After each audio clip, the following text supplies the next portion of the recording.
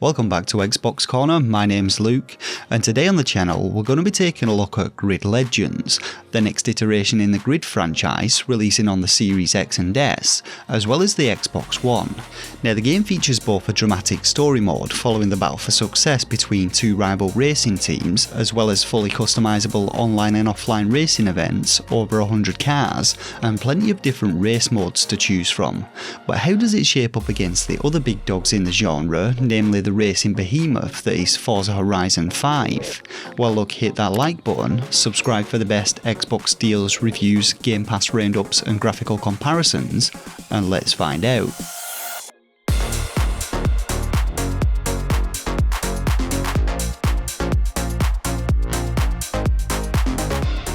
So the story in Grid Legends focuses around the rise to glory of professional racing team Seneca Racing, and after a rather dramatic introduction where we witness a huge crash at the new Strada Alpina venue, we then rewind to 16 months earlier where we find team principal Marcus Ador searching for a new driver to race alongside his number one driver Yume Tanaka. Now Seneca appeared to be a little down on the luck as of late, with the previous racing season seeing the team's number 2 driver setting the record for the most number of last place finishes, and so this is where you come in as the faceless driver 22, with your first mission being to prove yourself worthy of your spot as the team's number 2 driver.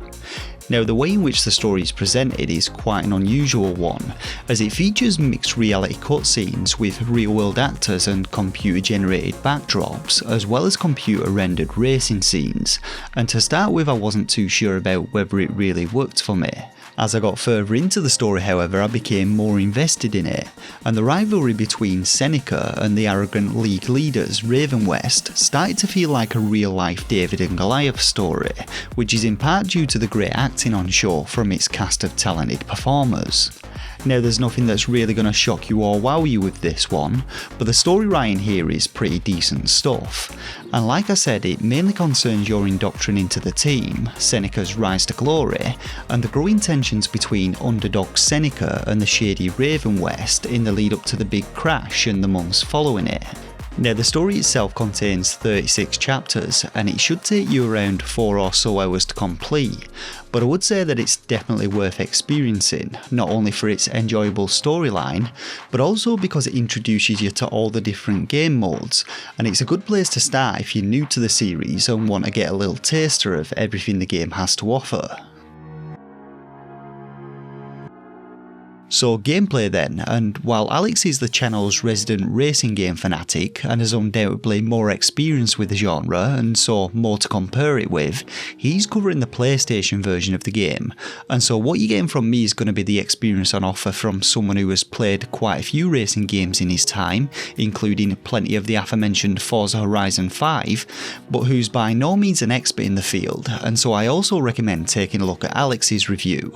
Now when it comes to the feel of the racing in Grid Legends, I'd say that it's actually quite similar to Forza Horizon 5. It falls somewhere in between being an arcade style racer and a simulation racer. That is to say, it doesn't require you to be overly considerate of how harshly you're braking or going into turns, but your cars also don't just stick to the track like shit to a blanket, and there's still physics acting on the cars, so you can't just keep your foot on the gas and expect to come out of a hairpin corner in one piece. Though the game does feature the iconic rewind function, which really helps if you're an unskilled maniac of a driver like me. Now each of the game's 120 plus cars has its own set of stats which affect things like its handling, top speed and how weighty it feels on the track, and there's some decent variety here, with everything from classic Ferraris to modern day hypercars, pro muscle cars, and even racing trucks and Mini Coopers. As you play in complete races you'll earn the cash required to buy these cars, and a lot of them are locked behind career progression,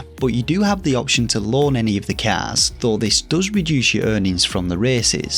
The game itself though isn't overly demanding, and as someone who usually only plays racing games when it comes down to creating content, I found that I was easily able to progress through the story mode on normal difficulty, and even turned on full damage for the cars to add a little extra challenge and stop me doing my usual trick of just ramming everybody off the road. I have to say though, I did have a great time playing this one. There's some good variety to the tracks and events, and while they don't quite have the grandeur of some of the cross-country races available in the Forza Horizon games, there are still some pretty memorable tracks in the game, and I especially enjoyed the winding Japanese ones and racing through the Shanghai underground. Now when it comes to any issues with the racing in this one, there are thankfully very few to report. Unlike some racing games, Grid Legends doesn't suffer from the horrendous rubber banding and you're able to pull well ahead of the pack with some skillful driving, but the game also features a rival mechanic, whereby too many bumps or overtaking particular drivers will piss them off and have them gunning for you,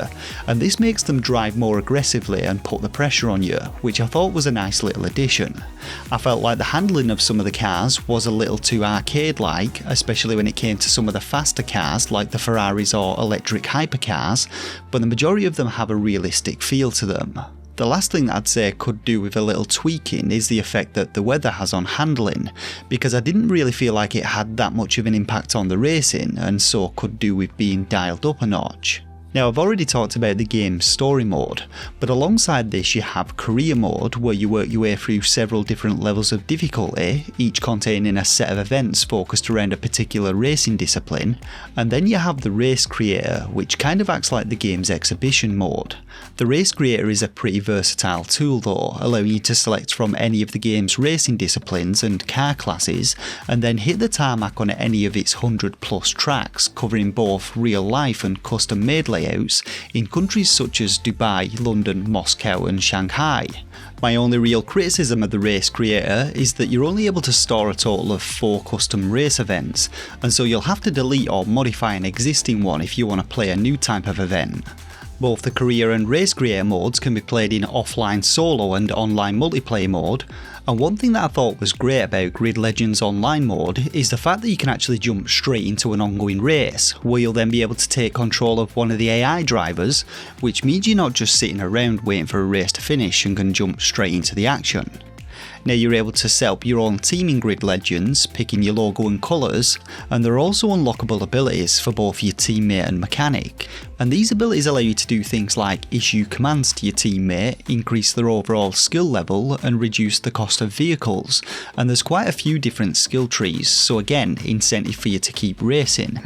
When it comes to car customization, unfortunately there's very little in the way of tuning your cars beyond a few sliders which can change things like gear ratios, firmness of the springs and dampeners and brake bias, but each car does have an upgrade tree allowing you to improve the stats a little, and there are plenty of visual options on offer allowing you to change the car's colour scheme and livery, though these do come pre-made for you, so unfortunately no custom designs in this one. Overall though, I'd say that if you're looking for a more structured racer rather than the open world collectathon that is Forza Horizon 5, then Grid Legends is definitely up there amongst the best and most accessible racers on the market. While it does have some limitations when it comes to customization and event slots, these really aren't a huge deal breaker in my opinion, and the game still has plenty to offer to fans of the genre, especially if you're into your more casual racers. So visually then, I've played the game on both the Series X and the Series S, and I'll be putting up a visual comparison video shortly, but the difference between the two consoles really comes down to the sharpness of textures, and the game still looks great on both of them. Owing to the fact that the races take place on enclosed circuits and the game isn't having to process miles of terrain off in the distance, the developers have been able to pack a lot more detail into the courses, and this really shines through when you race through iconic cities like London and San Francisco, speeding by recognisable landmarks and points of interest. The cars themselves all look fantastic, and I was pleased to see that the developers didn't skimp on the destruction side of things, as every little knock sees you chipping away at your car's paint, with larger smashes sending wheels and bonnets flying, and it was always a joy to sail past an opponent's crumpled wreck of a car. Now unfortunately these visuals do seem to come at a bit of an expense, as I did experience some frame rate issues even on the Series X, which mostly occurred at the start of the race when all 22 drivers were on screen. Thankfully though, this seems to settle down again once the race is underway and it doesn't have a major impact on the gameplay, but hopefully they'll release a patch to fix this issue entirely in the near future. Now, the audio in Grid Legends is actually one of the standout features for me, not only because all of the game's cars sound great, apart from the electric cars which don't really sound like anything, but also because when you're racing using the in-car camera view, you also get to hear the sound of the road, your windscreen wipers batting away the rain, and the muffled sound of cars around you, and you really feel every impact in this view as you slam into other vehicles and there's a momentary ducking of the music. Speaking of music, there's plenty to enjoy about the game's soundtrack. Admittedly, it's not the most original, with it featuring a similar selection of dramatic electronica tracks which at this point seem almost synonymous with the genre, but it complements the gameplay nicely and gets you hyped up for the race ahead. So the final verdict on this one then, and I'd say that Grid Legends is a great addition to the genre. It bridges that gap between simulation and arcade races and offers a structured format to its gameplay and modes, which is good for those just looking to dive straight into some racing. Its selection of modes and cars has plenty to offer, whether you're looking for a spot of drift racing, straight up track racing or street racing, and I'd say that the only thing it's really missing is some off-road event types, though these could come as part of the future DLC packs. All in all though, as a casual racing game player, I had a good time with this one, and if you're someone who's looking for a new racer to play and isn't a fan of Forza or the more hardcore simulation races, then it's definitely a viable option. When it comes to a rating, I'm going to be giving Grid Legends a solid 8 out of 10, which would be edging towards a 9 if it wasn't for the minor performance issues currently affecting the game. So is Grid Legends a racer you're going to be picking up, or are you just going to be sticking with Forza Horizon 5, or do you have another racer of choice in mind? Let us know down in the comments section below. As I said, Alex is putting out his review of the game, so be sure to check that out if you want to see his thoughts and opinions on it, and if you're an Xbox fan who's looking for regular deals, reviews, Game Pass content and graphical comparisons, then be sure to subscribe to the channel. For now though, I've got another big game to get stuck into and I'm preparing to die a lot with this one, but I'll see you all in the next video. Thanks everyone, take care.